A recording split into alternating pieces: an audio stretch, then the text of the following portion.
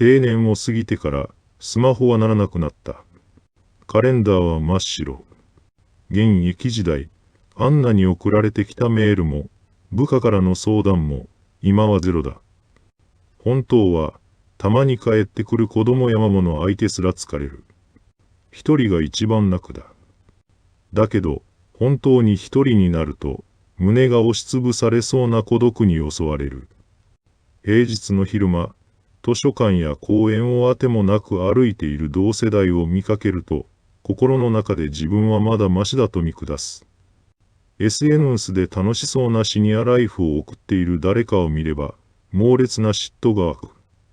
そして同時に、どうせこいつも無理してるんだろと他人の不幸を期待している。こんな醜い本音、誰にも言えない。妻とリビングにいても、会話はない。背中合わせの孤独。老後不安が怖くて、毎晩ベッドの中で、ただは YouTuber の画面をスクロールしている。これが、50代、60代を迎えた男の、誰にも言えない本当の姿なんだよ。年を取るほど人生がうまくいく人というのは、何か特別な才能があるわけじゃない。自分の惨めさと孤独を完全に受け入れて、他人に期待するのをやめた人なんだ。なぜ、年齢を重ねるほどに極化するのか。多くの人が60代、70代になってからこんなはずじゃなかったと絶望する。なぜか。若い頃の持っていた自分にしがみついているからだ。かつての役職、人脈、稼いでいた頃のお金、そして健康。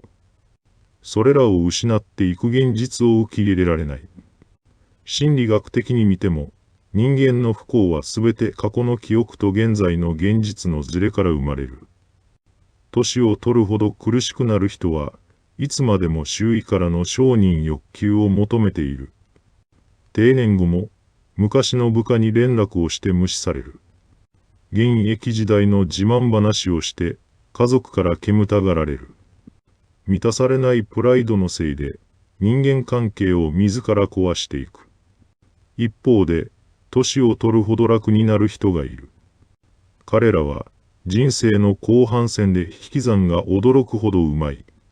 見栄を捨て、孤独を相棒にし、自分の半径1メートルだけの幸せを見つけている。人生の残り時間はそれほど長くはない。ここからは実際に老後が劇的に楽になる。年齢を重ねるほど人生がうまくいく人の4つの共通点について話す。綺麗事は一切り抜きだ。現実的な知恵だけを置いていく。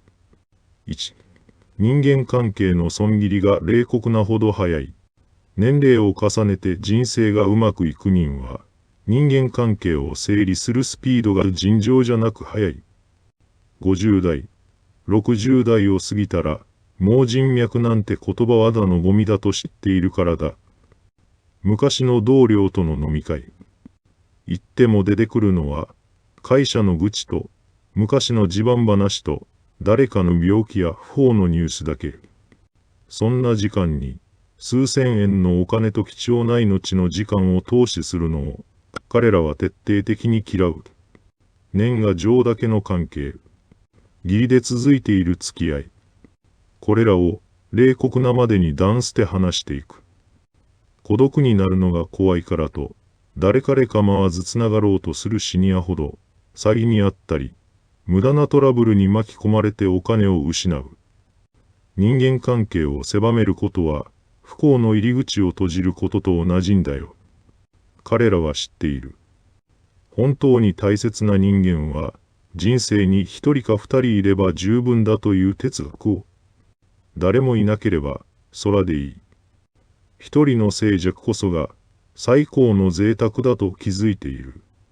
2、自分の機嫌をお金で見栄を張らずに取れる。年を取るほど人生が好転する人は、幸せのコスパが圧倒的に良い。お金をかけずに自分の機嫌を取る習慣を持っている。若い頃は、高級な車、ブランド物の時計、高いレストランで食事をすることがステータスだったかもしれない。だが、定年後はそんな見栄に現金をつぎ込む人間から破滅していく。おかめで買った幸せは、お金がなくなると同時に消えるからだ。人生がうまくいくシニアは、日常の微細な変化に気づく天才だ。早朝の静かな空気の中で飲む、一杯のインスタントコーヒー。図書館で見つけた、古い哲学書の一節。夕方の散歩道で見上げる、夕焼けの美しさ。これらはすべてただだ。自分の内側から湧き出る楽しさや充実感を知っている人間は、経済的な労を不安に怯えることがない。彼らは、お金があるから幸せなのではない。お金がなくても幸せになれる自分に自信があるから、心が安定しているんだ。3. 他人の人生への興味を完全に失っている。これができているシニアは、本当に強い。SNS やテレビのニュースを見て、他人の生活に一喜一憂するのを完全に卒業している。あいつの息子は一流企業に入った。隣の家はリフォームして外車を買った。同級生が病気で倒れたらしい。そんな情報は自分の人生に1ミリも関係がない。他人の成功を見て嫉妬し、他人の不幸を見て安心する。そんな感情の無駄遣いを彼らは一切しない。心理学では他人の目を気にしすぎる状態を外的コントロールに支配されているという。他人の人生を生きているうちはいつまで経っても自分の人生は始まらない。年齢を重ねてうまくいく人は自分の人生の残り時間を逆算している。他人のことを考えている時間なんてもう私の人生には残されていない。壮麗鉄に割り切っているからこそ自分の好きなこと、自分の健康、自分の趣味だけに 100% のエネルギーを告げるんだよ。4. 自分を含むすべてに期待しないという最強の武器。これが最後の、そして最も重要な共通点だ。彼らは世界に対して驚くほど冷めている。だが、それが絶望ではなく、最高の生きやすさになっている。国や政治に期待しない。だから年金が減っても怒らない。自分で対策を立てるだけだ。子供に期待しない。だから老後の面倒を見てもらおうなんて鼻から思っていない。妻に期待しない。だから優しくされなくても腹が立たない。そして自分の健康にすらかどな期待をしない。年を取れば体が痛むのは当たり前だと受け入れている。苦しみの正体はいつも期待なんだよ。これだけ尽くしたのだから見返りがあるはずだ。普通はこうしてくれるべきだ。その甘えが裏切られた時に怒りや惨めさに変わる。すべてに期待しない人は誰からも裏切られない。だからたまに他人が優しくしてくれた時、心から感謝できる。何もなくて当たり前。何かあれば奇跡。この境地に達したシニアの人生は、毎日が穏やかな奇跡の連続に変わる。定年後、現役時代の看板を失った俺たちに残されているのは、ナオミの自分だけなんだよ。孤独を恐れて他に何かを求め続ける限り、老後の闇は深くなる。